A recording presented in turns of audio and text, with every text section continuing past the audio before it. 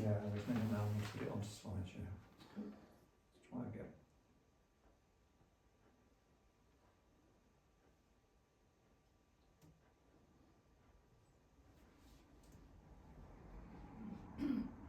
Yay.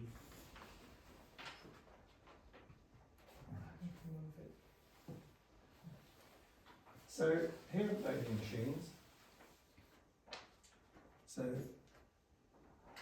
Mr. Buck, or his brother, that's what we actually saw going on at Scarborough. And in parallel to this, and what most of us know much more about, is of course the whole business of very well-to-do people going off to Bath. And the best, that was very much a going concern at this time. And the well-to-do, and we're talking here about the aristocracy and people of considerable wealth, not only who had money, who had time, to be able to get themselves from wherever they lived, actually to Bath. And that's a great deal more complicated than one might think in the 18th century. Once they got to Bath, there was a ready-made society which came under a particular set of rules drawn up by a chap from Swansea called Nash, not to be confused with the architect we'll come across later. And he said that he was the master of the ceremonies at Bath, he was called, and he presided over the assembly rooms, which is where people gathered together. And he said the assembly rooms are open to people of every degree, condition and occupation of life, if well dressed and well behaved.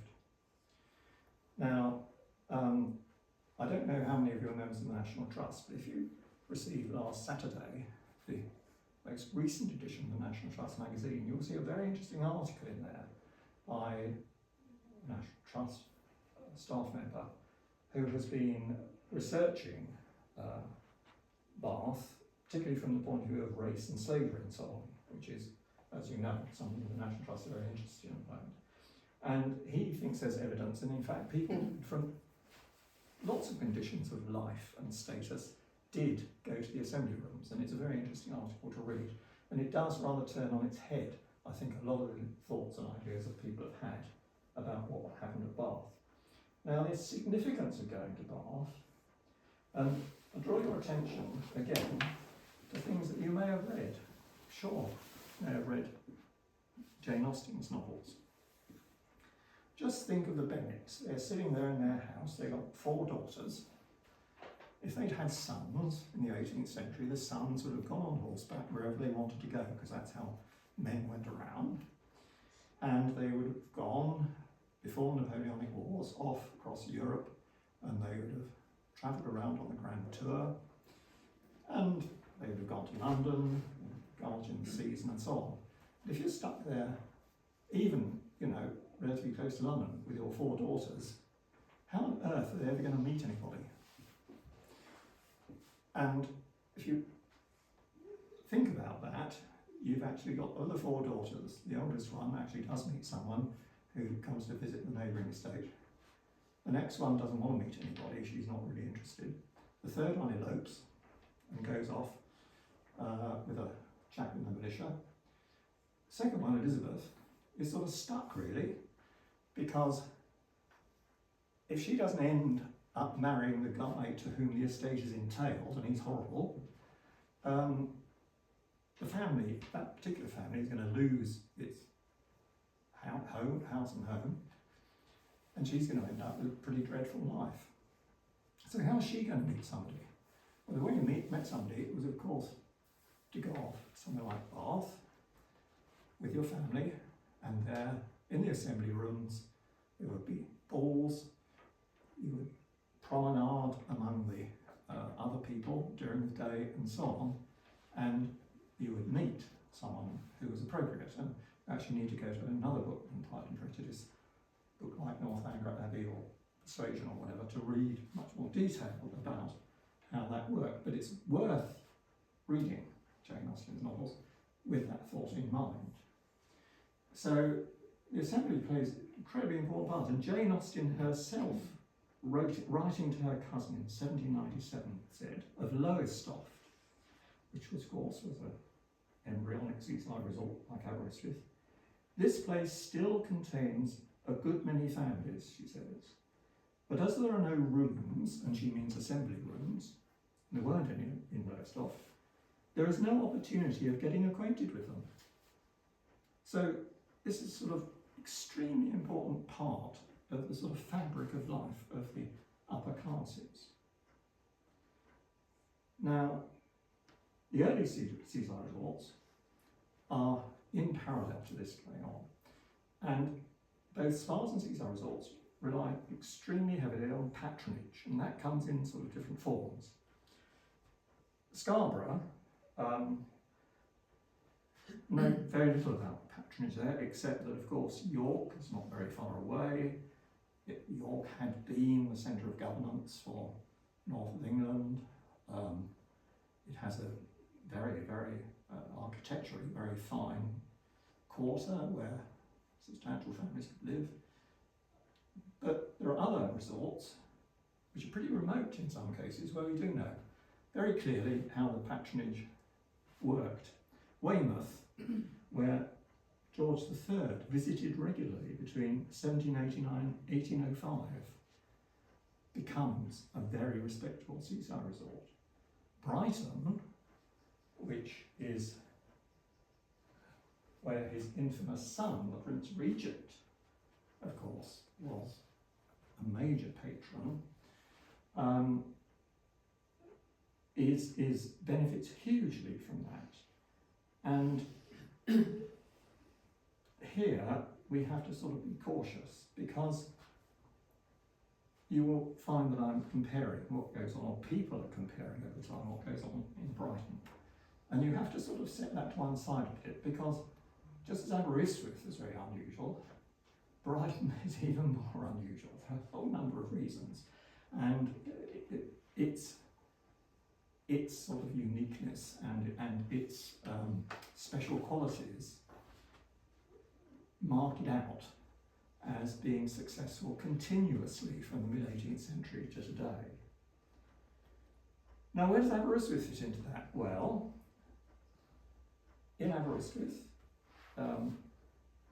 Aberystwyth attracted the attention of a certain group of people who were very interested in landscape. They'd been on the Grand Tour, and they were particularly interested in the remoteness of Aberystwyth and its wildness. And three families who are key to what happens in Aberystwyth in the late 18th century.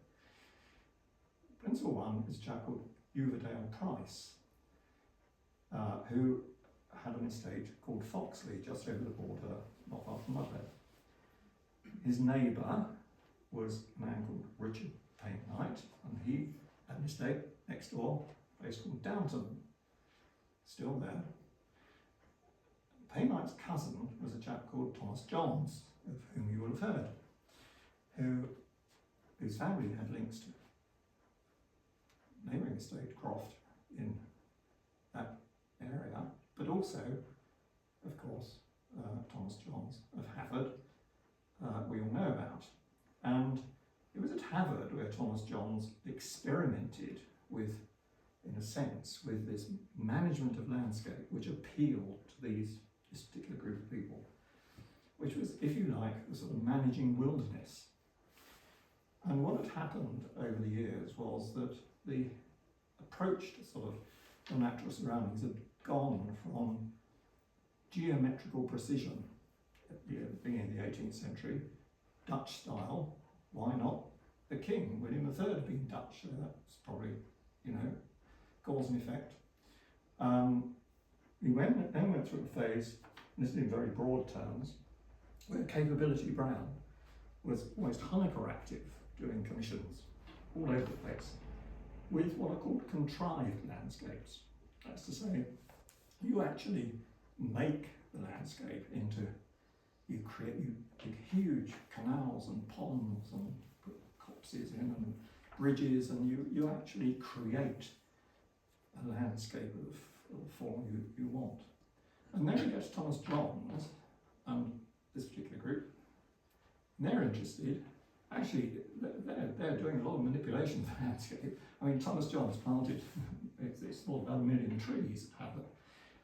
But nevertheless, it is a question of managing wilderness. That's what it's about. And so they, Udale Price, decided that Aberystwyth, remote though it was, that was part of its attraction, but it was remote, separated from the rest of the world by this wild landscape. So he bought a plot of land in Aberystwyth, and he built Castle House. Now, the guiding text for those wanting to get medicinal results from seawater is this. And this is Dr. Richard Russell's book of 1750. And Richard Russell is a person who is accredited with popularising or encouraging Prince Regent to use Brighton. And you can see that it's pretty straightforward, you know. You've got diseases of the glands, scurvy, jaundice, king's evil, leprosy, and glandular consumption. Then you have to go and swim in the sea. And it wasn't the only text of that type. Now, what about Aberystwyth? Well, this is a drawing of Aberystwyth, which is published in W.J. Lewis's book. No idea, I assume it's in the National Library. W.J. Lewis's book, Born on a Perilous Rock, doesn't actually give citations of where he sourced his material, so we have to take it as read. But here's a view of Aberystwyth from Treveccan. Here's the bridge, harbour down here. Here is the house that Udale Price built for his wife in 1790s. Had John Nash, in this case, built it, and off to the right, off to the left of the castle. There's the site of the parish church, and here are what we shall learn later are the principal streets there called Aberystwyth. Bridge Street, the meeting of the junction at the top, which is of medieval origin, and then the other main street went down the other side of the hill, Pier Street. So this is a reconstruction drawing done by one of my colleagues in Royal Commission, and is in another colleague's book, Richard Suggett's book on John Nash. And it shows the house that John Nash, of Regent Street fame, while he was in Carmarthen, between, he spent some time in Carmarthenshire, between commissions in London. And this is the house that he built for Price for his wife, Lady Caroline. And the whole point is that it's open to the sea, and Lady Caroline could go onto the balcony. If it was a decent day, she could actually see from the Fleam Peninsula right down to Fishguard. They soon got fed up with it, but there we are, that's the way it goes. And because there was this group of people, this is patronage at work, the other local families then begin to come into this settlement. The other local families we know all about, Powells and Mantios, the Prices of Gogerthen, the Vaughans, Ascoyd, and the Pews of, interestingly, Hen Blast, because Hen Blast being the precursor to the house that's now called Mad along the Fenella. And they, Powell was a very dominant figure in all of this, Powell and Mantios, because Aberystwyth is still governed by a medieval arrangement called court leet. And Powell was a very powerful figure in the court leet.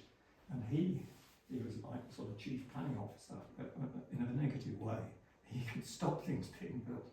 But if he wanted things being built, then they were built. Now, this rather poor slide is of a house in Bridge Street, called Westminster now, and this is one of the townhouses that was built by a family from out of town so that they could stay in town and they could socialise, because there were now other people who recognised the town who were socialising it.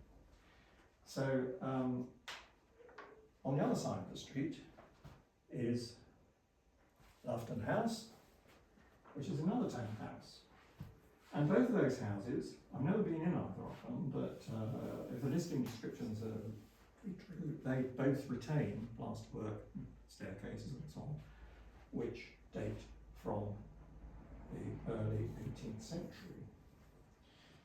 And Powell himself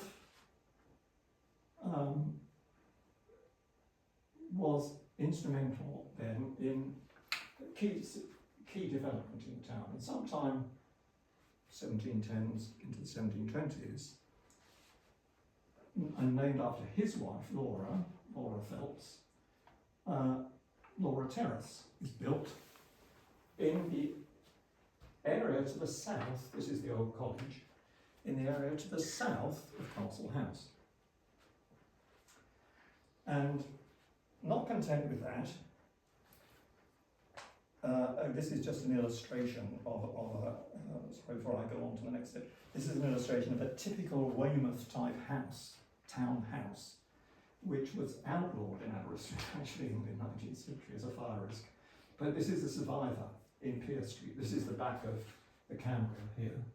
And if you go down Pier Street and actually look closely, it was the Plaid Company office I think at one time, but it still sits there as a survivor. And just while we remain with the issue of, there we go, remain with how did these people stay in town? I said travel was difficult. Well, yeah, I mean it would take you quite a long time in your coach and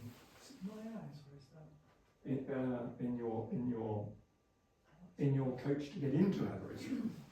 So this was the Gogurthon Arms, built by the Price family of Gogurthon, sitting there at the junction of Great Clarkgate Street and Bridge Street, still there.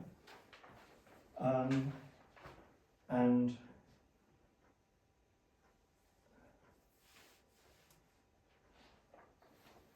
Thomas Hotel, a bit later, rebuilt in 1832, still there, Market Street.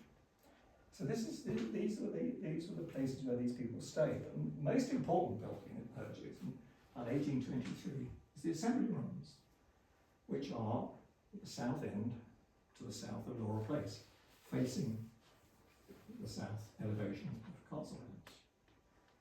So this is when Aberystwyth, in a sense, arrives, because it happened to have been designed by the son of Repton, the landscape gardener.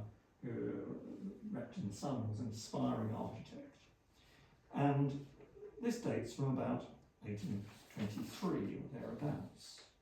So the description of it is a very handsome assembly and promenade room, card room, the assembly room and the assembly room and a billiard room. So I mean, it's been altered inside.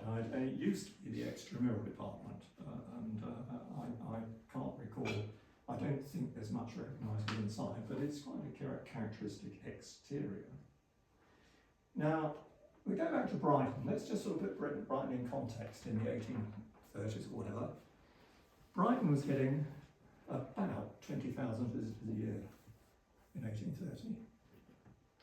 Aberystwyth was getting about 1,500. So Brighton was the fastest growing urban area in the country at one time. And there are very good reasons for that, which we'll go into in a minute. So, but this is the question, benefited Aberystwyth at this stage, because the people who developed Aberystwyth were interested in remoteness, wildness, difficulty of getting there.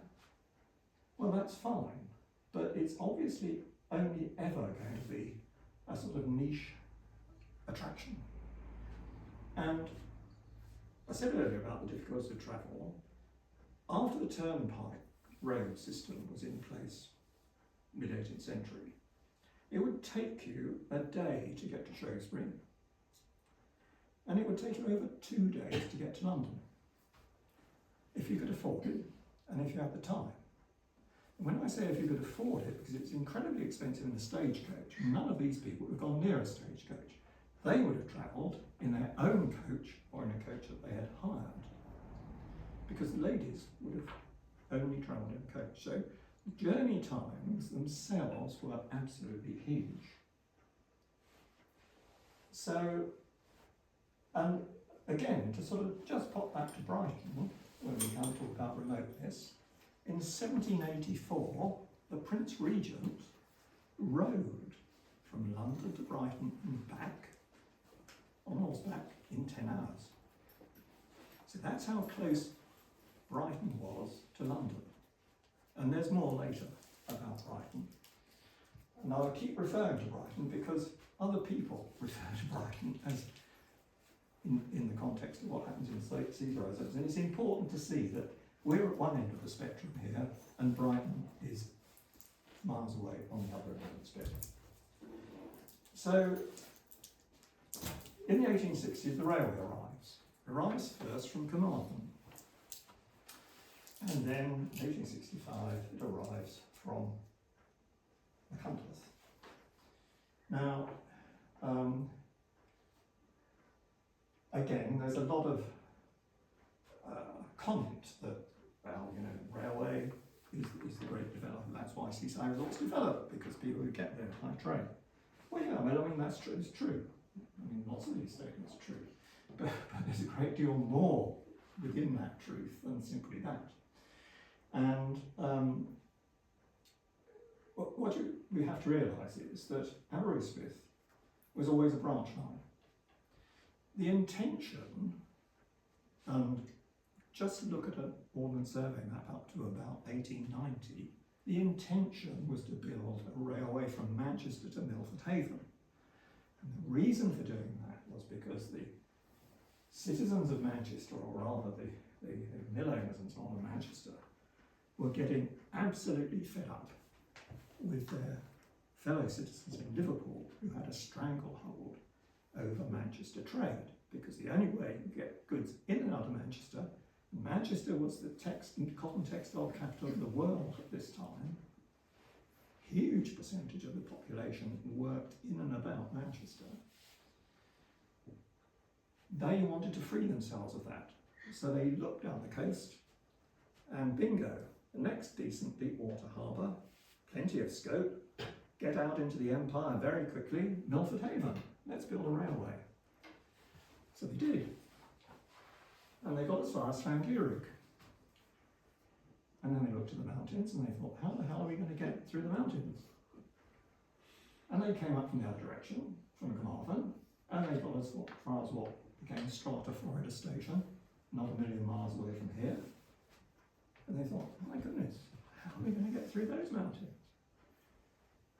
Well, they didn't go through the mountains. If you go to Strata Florida Station, I mean, it's still there for the eye to see. The line turns pretty nearly a right angle and shoots off through Trousfloyd into Aberystwyth. And if you go to Llanafan, you won't actually see that, but if you follow, when you're driving along the road next time from Llanafan going north on the A470, keep your eye out either side of the road, because you will see a railway alignment and you will be able to follow it, particularly along the Llanafan bypass, which of course uses the railway alignment. And there was a junction at Aberystwyth where exactly the same thing happens. Aberystwyth, the line comes south from Newtown and then veers off up to Llanafan and goes towards Llanafan. It's always going to be a branch line, which it remains today. Which means it's going to take a long time to get anywhere. Now there's more. So Sadin, the Llanafan native who was one of the promoters of the railway line, was wildly excited by the railway coming to Aberystwyth in 1865. New pier was built and opened that year, and he had a big idea, so he bought Castle House with the idea of turning it into the grandest of grand hotels. I'll just recap a minute, because this is a picture of, before we go any further, this is a picture of Aberystwyth by John Wood in the 1830s. Here's the church, here's the castle, here's Castle House, here's Bridge Street, here's Pier Street, seafront, Marine Terrace, getting on towards being built, Bellevue Hotel, 1822, already in place, Market Street, yeah, somewhere, where the toilet is. So you can see that building on one of the medieval foundations of the street plan, quite a lot of Aberystwyth, as we know it today, core of Aberystwyth, is pretty much in place. If you look at Brighton, you see a rather bigger place. And there's something that's very important if you look at the map of Brighton, apart from the fact that, of course, it's got railway lines going in all directions. This is a map which is slightly later, because the railway didn't come to Brighton until 1840. But one of the most important things about looking at this map of Brighton is a little development down here called Kemp Town. Because there was a man called Thomas Reed Kemp who owned or bought this land down here on the eastern fringe of Brighton, because he realised that you had to take note of the kind of people you wanted to visit and live in the seaside resort, because that's where the money is. And so we have this Regency suburb down here, developed by Thomas Reed Kemp, which is shown on this map here. And that is one of the secrets that Mr. Savin missed when he rushed in and bought Castle House. Here's Aberystwyth Pier in its original form, much longer than it is now. It came to grief in a succession of storms and was truncated. It was the first pier to be built in Wales, and it was built by a very famous builder of piers called Eugenius Birch. So Savin buys Castle House with a view to making it into a huge hotel. Now, there's a very good book written by a retired member of staff at the university some years ago in the 1990s, called The Old College, which is an incredibly good narrative of what goes on around all this, and can't possibly repeat the detail and so on of it in a talk like this. It's well worth reading. And there are photographs, or there are drawings that show what Savin wanted done to Castle House, but they don't reproduce terribly well. Suffice it to say, he got a well-established architect called John Pollard Seton, Cardiff, who had been Cardiff-based, but then sort of very much involved in London as well, to design this absolutely enormous hotel. And this drawing actually is a drawing of the old college which was developed out of the hotel, with the footprint of Castle House shown there, so you can see the scale of what Savin was proposing. And what actually then emerged, and we'll jump through the sort of historical part of it and carry on with the architectural part of it for a moment, what actually emerged was this building, it's not the building it's in now, of course, which incorporates Castle House. And here's the canopy, here's Lady Caroline's balcony, and either side of it is this grand building. Well, they did build it, and it went bust within 18 months.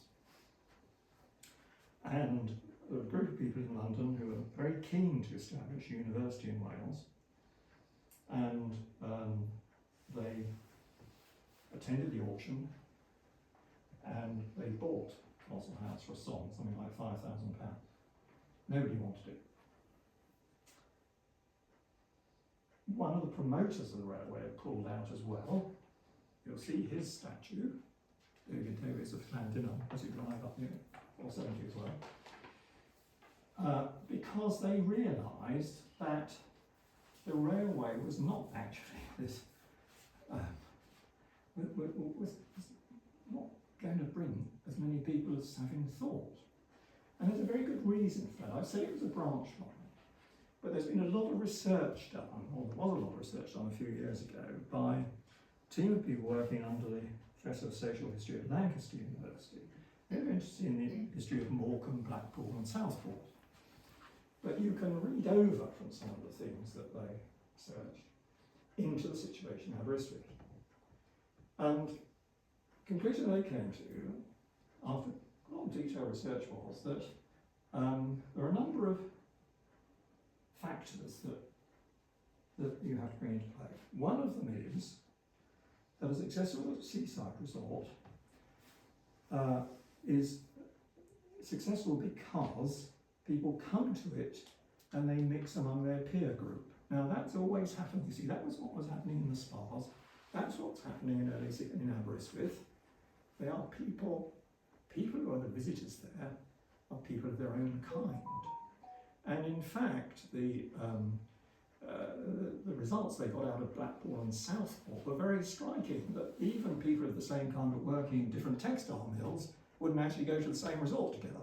I mean, it was as stark as that when they looked into census returns and the data that they could accumulate. So, where does Aberystwyth relate to? Well, the railway line doesn't actually originate anywhere where there's anybody with the money and the time to spend hours on a train coming to Aberystwyth to put their feet in the sea.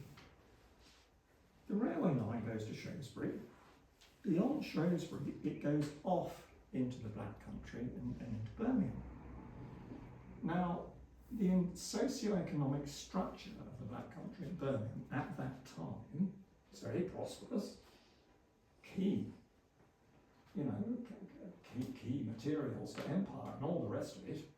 But some other research which has been done, in this case by the man who really put the study of the Victorian age on the map, Asa Briggs.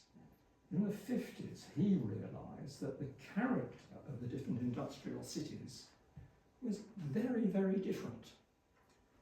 Liverpool, we think of tens of thousands of dockers who are casual labour, but in fact, it's a very, very powerful, rich middle class in Liverpool, with shipbrokers and insurance agents and ship owners. All the people who actually kept those ships afloat, insured, running, and so on. All the dockers did was empty and load them. But there were thousands of people who were very well off in Liverpool. Equally in Manchester, the mill owners were very well off. And increasingly, those people had more and more time because other legislation brought in what's called limited liability, so you didn't actually have to sit in your mill and make sure people did their work. You got managers in to do that, and you could live somewhere else. So, but that isn't the case when you get to metal bashing towns or metal bashing conurbations like Sheffield and Birmingham, and that's what Asa Briggs realised. Because the nature of the industry doesn't allow it. Now, you will all have realised in the news that very current, it's in the news today, blast furnaces, if you shut them down, jolly expensive to restart them. Anything to do with metal smelting and metal manufacture involves equipment that has to be kept running 24/7 until it wears out. And that will mean refractory bricks that crumble to nothing and things like this. Which means that the whole organisation of the industry is different. The units tend to be smaller. They are very much more dependent on people with skills and crafts and experience. And those people have to be around. Because if they're not around and something goes wrong, that's it, you're bankrupt. But if you're a mill owner, I said earlier, you have your multi-storey mill, thousands of workers, you've got to stop the machinery regularly to maintain it. Otherwise it won't keep going. which means that you have enforced holidays. Never in the extreme, and I mean I'm citing the extreme, but in the extreme, these much smaller units with highly skilled managements, craft skilled managements, they weren't in a position to up stumps and clear off for 2 weeks. Otherwise they wouldn't have a business to go back to. Not for anything that anybody did, but simply the nature of the business itself. And that's where the problem with visitors to Aberystwyth, because after your long railway journey, you end up in the industrial east of Shropshire, or around Iron Bridge, where they're smelting iron, making wrought iron, doing all sorts of things, high craft input. You then go on into sort of Dudley and these places, you know, and if you look at early photographs, banks of blast furnaces and so on. So that's your catchment area. And your catchment area is useless from the point of view of Seaside Resort.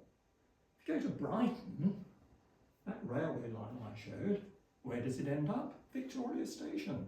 You can walk in 10 minutes from Victoria Station into Belgravia. You've got people there with money coming out of their ears. And they only have to stay on the train for an hour and a half. The coachman drops them off at Victoria Station, somebody else picks them up at Brighton Station. Whole thing takes 2 hours. The richest people in the country, from the word go, were able to get to Brighton. So that's the extreme case. Brighton's at one extreme of the spectrum, as I said, Aberystwyth at the other. And to this day, we all moan and groan about how long it takes to get from Aberystwyth to anywhere, particularly on the train. But it was even worse in 1865. The trains took much longer. So Savin never sort of realised that, and other people who tried to develop hotels never realised that. So at the same time, Queen's Hotel was built. That's Queen's Hotel as it was. Doesn't look like that now. Very posh hotel, 70 to 80 rooms, an assembly room, all mod cons, you know, very, very smart. Lasted 3 months.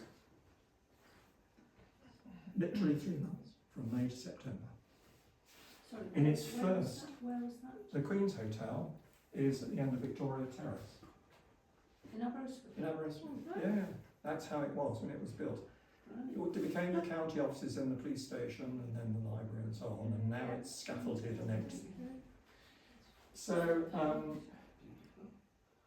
that was, and that really only survived because eventually it was bought by the Cambrian Railway Company, who succeeded the Manchester and Milford Railway Company, and you could buy a sort of inclusive ticket to travel, stay in a hotel. And eventually it succumbed, and in 1950 it became the offices of Carlingford County Council. The story of the Castle Hotel, however, and these are the interiors, they had a lift put in amazingly, but much more important, this is some of the stained glass on the main stair of the Victoria Hotel, which was still there. It used to be the County Archive Office, which is probably where I took these photographs, and I think probably in the National Arts Record. So, this group of workers bought what is now the old college to start their university. And they couldn't, it struggled greatly because the government in London weren't terribly keen on the idea. Now, I said earlier, of course, that it isn't Wales Orvis University. Lampeter is Wales Orvis University. Lampeter was founded, totally different persuasion. It was founded by what we would call the Anglican Church, but was then the established church in 1822, 24, whatever, to train working class, bright working class men who'd been to grammar school, a number of grammar schools, one of which actually was at Aberystwyth Mary, as feeder grammar schools to the University at Lampeter. It was part of a reduction line to educate and produce vicars, basically, which was an interesting development. I mean, it's a reaction, of course, to the fact that more and more Welsh people were attending chapel until it reached the point where the number of seatings in chapels exceeded the number of seatings in Anglican churches. But it was planted in Lampeter. I've never sort of really found out why, except that the Arun Valley and its port at Aberystwyth, which was virtually nothing very much at that time. Well, yeah, but it was that because Aberystwyth was developing, but 50 years before that, being almost nothing, but was very much in the orbit of the port of Bristol. And Lampeter was patron of the whole episode at Lampeter. It was a chap called J.S. Harford, who was a very wealthy Bristol banker. And you have to remember that until a point in the 18th century, Bristol was the second city of the United Kingdom. You know, it was the city of empire, caught up in all sorts of unmentionable things, but, you know, nevertheless, incredibly rich. The only place where there's a livery company outside London, the Merchant Venturers, incredibly rich. Harford established that university, and that quietly ticked away as the first university to be established in England and Wales outside Oxford and Cambridge, until the establishment of University College London in 1836, which was a non-conformist, or at least a non-sectarian establishment. And the riposte to that from the Anglican Church 3 years later was the foundation of the University of Durham in 1839, cheek by jowl with, you know, the Bishop's Palace and the Cathedral. And that's why I have to be very careful here, because Christine's a graduate of the University of Durham, so I always have to be very careful when I talk about Durham. But nevertheless, you know, Durham is part of the same sort of thinking process as the creation of Lampeter. But of course, Lampeter, dear old Lampeter, I mean, it's sort of finally gone nowhere. And because it suffers from even greater problems of remoteness in the modern world than Aberystwyth does. Now, let me catch up with where I got to. The university then bought Castle House. In previous slides showed what they bought, but in fact there was a fire in 1885, and a consequence of the fire was this section was rebuilt. And that did away with the last visual image of Lady Caroline's house, or the last remnants, last fabric of, and this rather austere curtain of sort of curtain wall with windows in appeared, and that is much the building that we see here today that's being refurbished. And so this really was quite a turning point in Aberystwyth, because, you know, the failure of the hotels, well, yes, I mean, but that was a sort of bit of a big adventure. But the advent of the university provided an economic lifeline, because what had happened was the rich and the famous were not really coming to Aberystwyth any longer. It had become, and you only have to look at this, you can just about see it, the sweep of the seafront. It's a landscape of boarding houses, like posh boarding houses. But that's essentially what they are, because that was the sector in which Aberystwyth was beginning to sort of find its level. And if you look at the census returns, you see that people who are living in these boarding houses are, well, they're visitors, but they are professional people who are lodging there and so on. People who were not married, both male and female, but who are actually sort of keeping their town running, really. You know, I mean, white collar, a lot of white collar people. Have to remember the railway was very important and was quite a big employer. I mean, that was the way most stuff got in and out of the town. So, and the boarding houses, otherwise, of course, were taking some visitors. Well, of course, when the university comes along, boarding houses are a huge advantage because immediately, if you're attracting students from across Wales, and that's the big idea that it was at Welsh University, there are places for them to stay. And that's remained as a plank, an economic plank, as it were, in the Aberystwyth economy.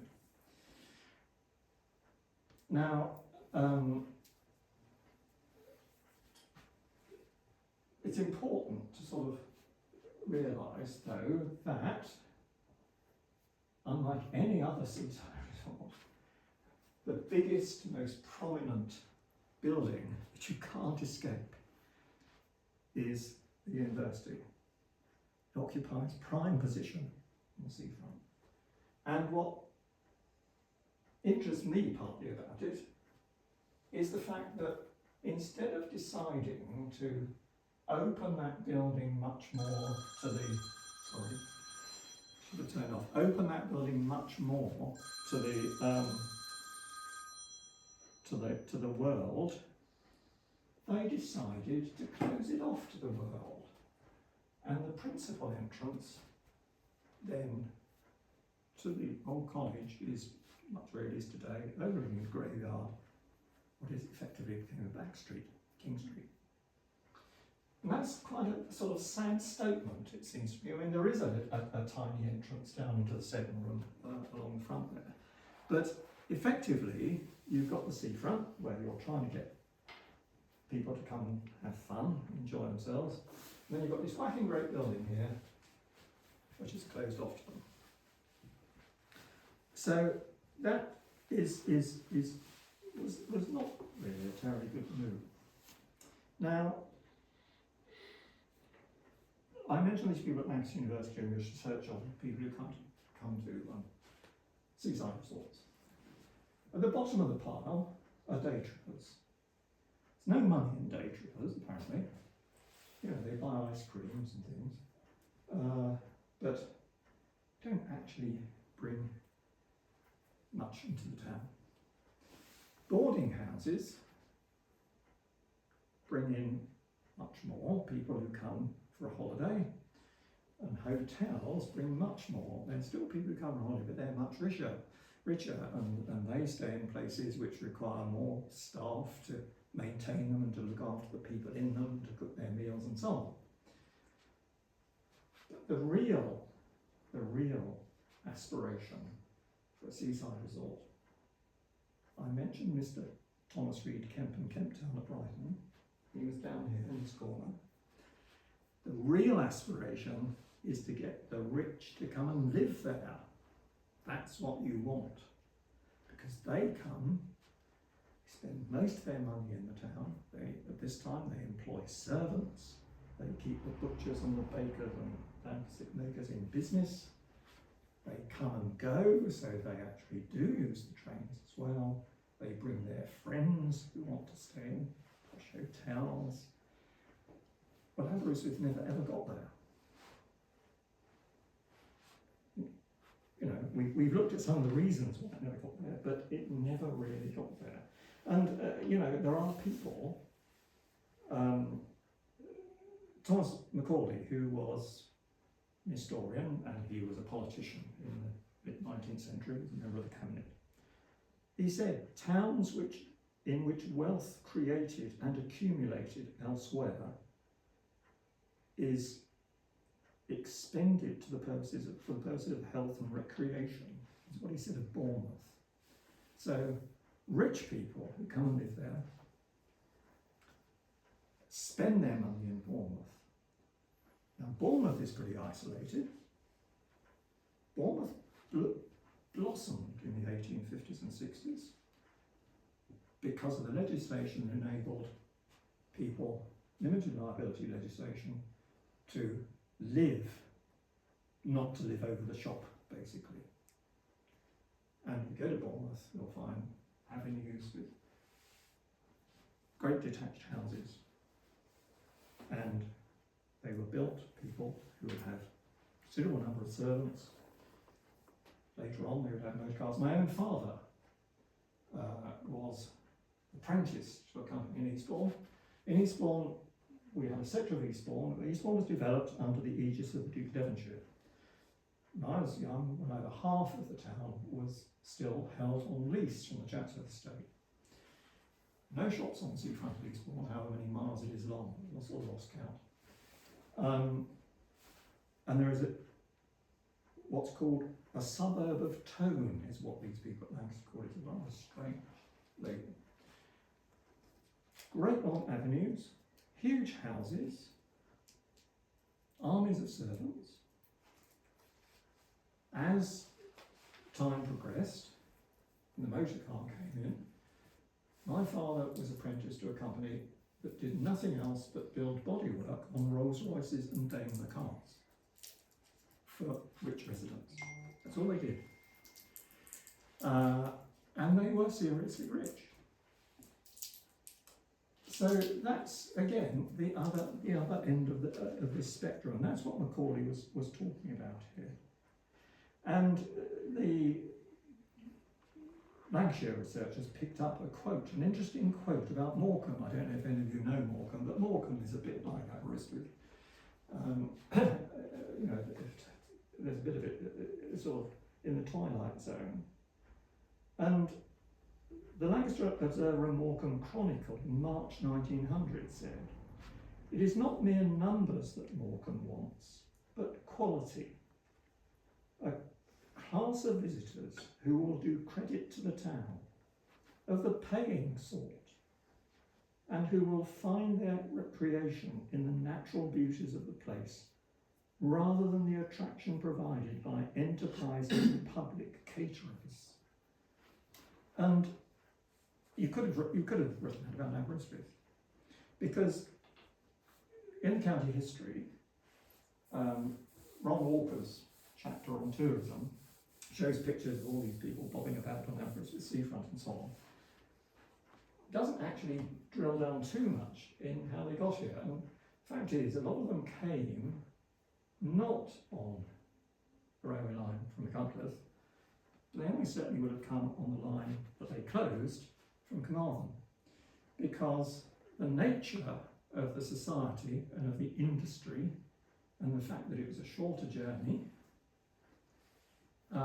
meant that day tripping was possible using the Carmarthen line, because there were many more people, and over time there were many more people with disposable incomes and of time.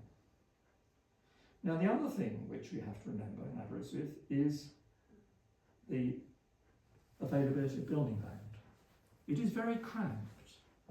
You very quickly get into places where it's either very boggy. Sandmarsh Cottage at the end of Queen's Road is a case in point. It's called Sandmarsh Cottage because, in fact, the ground is not really suitable for building. And those of you, none of you may remember the demolition of Moorland Chapel in the 1990s because the foundations just gave way and it's now a car park.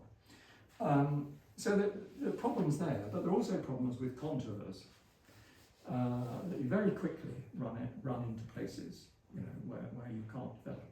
But what we see in Aberystwyth, after the university comes, is developments into this suburban development. Now, the last throw of the hotel dice was Hotel Cambria opposite the pier. And that lasted 10 years and then became a college for the training of Calvinistic Methodist ministers. And it remained that until 2006 or something like that, and is now virtually subsumed into the education estate. Waterloo Hotel was very interesting because, in fact, it's just an agglomeration of boarding houses. That was where the King's Hall was later built. That was on the corner of Terrace Road and Marine Terrace. now Borough of Inn is there now. Actually, I think there's always continuous ownership, because I think the Morris family, I seem to recall, do have have had a continuous interest. The Waterloo Hotel, very interesting advertisement, got going in the 1890s and caught fire in 1919 and was never replaced. But it is very interesting to see how boarding house. Now, the other thing that happened, and the other big event, in a sense, the university brought, was Alexandra Hall. Now, Aberystwyth always had a high proportion of women students, something like 20% in the late 19th century.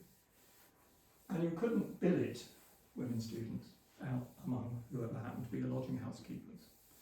So one of the very first, if not the first, hall of residences built in the late 1890s at the other end of the seafront.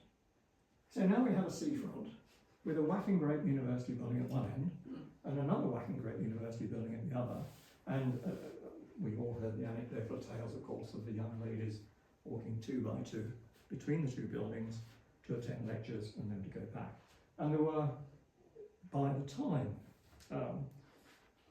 where are we, sort of a huge number of students in there. I mean, a very large proportion of students at the university towards the end of the 19th century were housed there.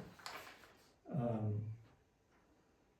were 340 students in total in 1895 at the university, and this place has accommodation for 168 women students. So, you know, a big impact. Now, in parallel to all this, we've got the development in Aberystwyth of a suburb. This is Victoria Terrace, and I'll just divert quickly into Victoria Terrace because the guy who Mr. Sadding got in to develop his Cross Hotel had ideas of his own. And Victoria Terrace, which runs between that hotel, the Queen's Hotel, and Alexandra Hall, prime boarding house architecture.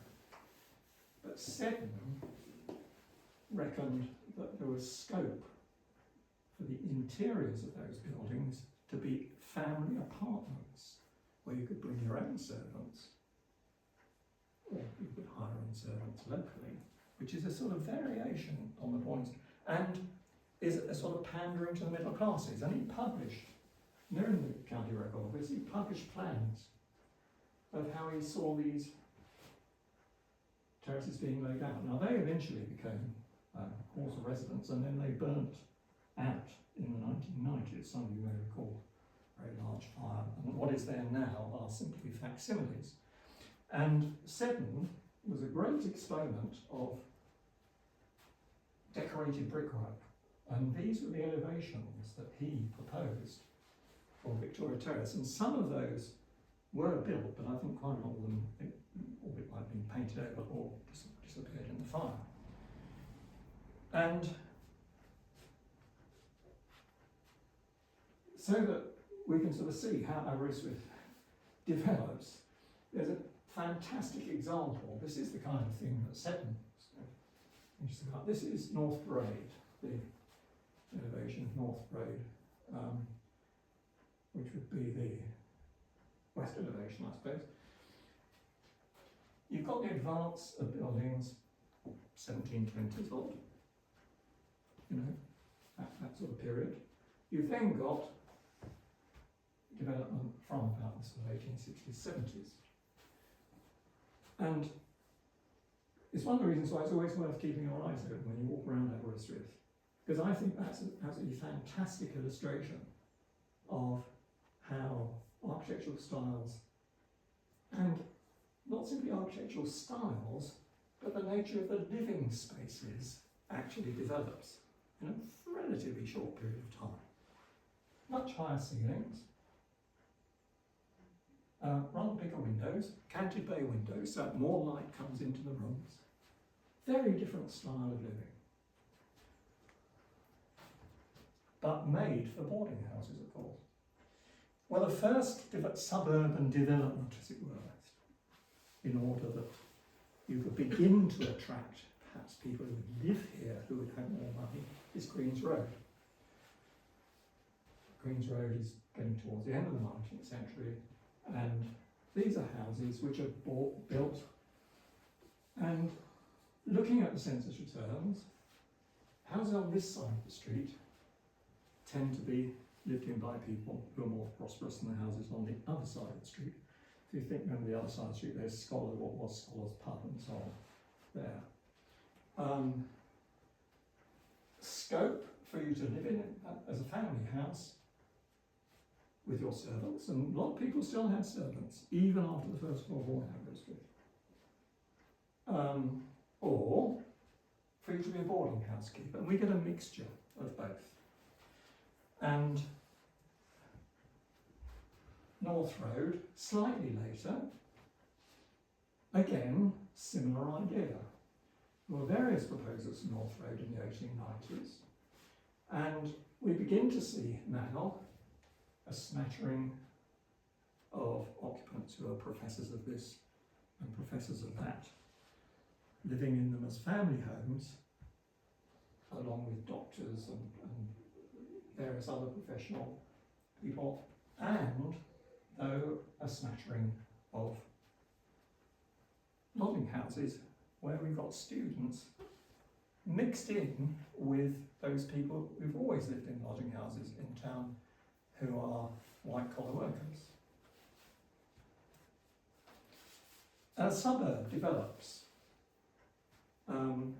This is Holy Trinity Church on the Bearth. And a suburb develops based on the Bearth, Llanafan Road and the triangle, the apex of the triangle where Llanafan Road meets Penguys Hill. Church was allowed, built 1880s, and this is the centre of Aberystwyth suburban development. And Harold Carter, who was professor of geography here many years ago, actually did a diagram where he shows development of Aberystwyth from the medieval, right back there, what we're talking about now. Here's the wall, what was the walled area. Here's Llanafan Road, here's Penguys Hill, this triangle here is the Bearth, and we can see it's gradually infilled with these houses. With the objective, well, not the objective, but it was a development which we see going on in other seaside resorts which enable them to thrive economically. This is Trinity Road. Now, if you ignore the ghastly dormer windows which have appeared there, you can see that these are rather more modest houses than North Road and Queen's Road. And these, I assume, were more directed at family occupancy. But what actually happened was that this becomes a core area for the development of student lodgings. Trinity Road, Stanley Terrace, but not Bearth Road, where the houses are bigger.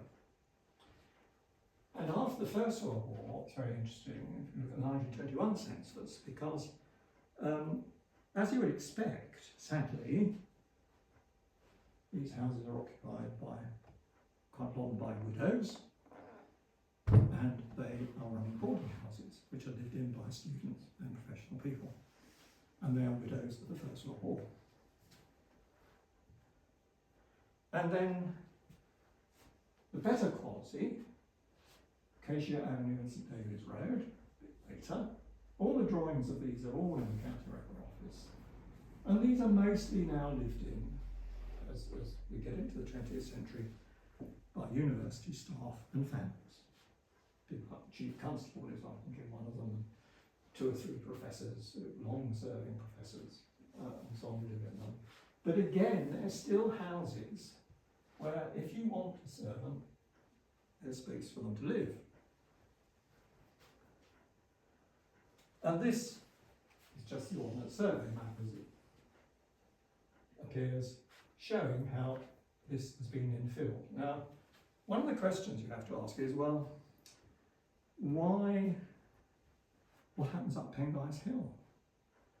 Well, Penguys Hill has the barracks at the bottom, on the right-hand side, since demolished and rebuilt. And then a bit further up where Brongrice Hospital is, and the only surviving building is the Pathad, was the workhouse. You don't want to attract people who've got lots of money and so on living next to the barracks and the workhouse. So you attract them. Here's the infirmary, you see, and the barracks were here. So you attract them in this area here and up on the Bearth. And the problem with the Bearth is, I said before, very, very difficult contours. So that, in essence, is the Aberystwyth.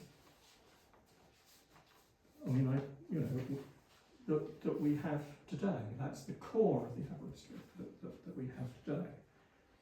The seriously posh houses developed in the years before the First World War and ended up with that enormous sort of brick affair set back off the road, amazingly called Hales Green. I don't know why it's called Hales Green, but it's more or less opposite the entrance to when you go into the leisure centre and so on. Great, sort of rather grand, pretentious house, set back behind terraced lawns and things. That was built in 1902, and that comes at the end of this, what is really the ultimate posh suburb development of Aberystwyth, which was taking place before the First World War. And it was lived in until the 20s by a jeweller and his wife and his servant. That was a very good example of what a seaside resort should be aspiring to have if it was going to balance the books. But Aberystwyth had the university to balance the books. And just a final sort of thought about that. I've talked a lot about remoteness, and that is something that is here today. Still a problem. But it hasn't, if you think about it, been as much of a problem for the university ever, because the university brings students here and then they stay here for a term and they go home. And okay, the trains and things get pretty crowded at the beginning of term and the end of term, but in the meantime, not actually terribly much interest in university from having a rapid train service, you would think.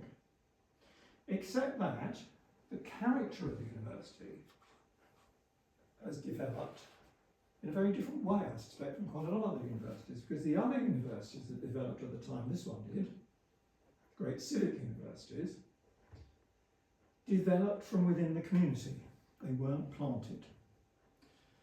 Owens College, Manchester, Yorkshire College, City of Liverpool College, or whatever it was called, which came together eventually to form the Victoria University and then in turn to form great civic universities, Leeds, Liverpool and Manchester, grew from within the community. They grew from people's day students studying, living within the community. People going from outside to stay there were an add-on. Here, we have a planted university which is dependent. It has no hinterland. It has a very limited potential for day students. And that has always been a characteristic of the university here. And I pointed out that Old College was rebuilt with its back to the seafront, and that may be a reason why, because people from the inception of the university who studied at the university were people from outside the town, and potentially the development of the Pane Glass campus has actually accentuated that impression. Whereas if you go down Oxford Road in Manchester, Museum of International Award has just been granted in the past few days. What's the first building you come across? Manchester Museum. Open to anybody off the street. Anybody can walk straight in without any difficulty to the University of Manchester. There's a coffee bar next door. Go in, have a coffee. Just part of the fabric of the city. Same in Leeds, same in Liverpool, and same in Newcastle. And that factor is, I think, something which it's easy to escape in Aberystwyth. I'm sure it's great for students, but it hasn't necessarily worked, except economically, to the benefit of the town. And final thought, because the university is here, the National Library is here. Now, National Library is one of 6 copyright libraries in the United Kingdom. It is really out on a limb, and always has been, because it's in Aberystwyth. None of the others are in locations where you can hardly get to them, because the whole point of a library is that you need to get there actually to access what's there. I've always found that a difficulty. And so it's been a mixed blessing. It's been a quick win economically for the town to have the university there. It's underpinned the town economically, but it has come at a cost. And some of those costs are fairly clear to see, and other costs are perhaps a bit more nuanced, a bit more subtle. But if we go back to what Morgan said at the beginning, we have this double, almost a sort of mirrored society in Aberystwyth. On one hand we have the town, on the other hand we have the university. And after all this time, we still actually run along pretty much in parallel. Thank you. Thank you.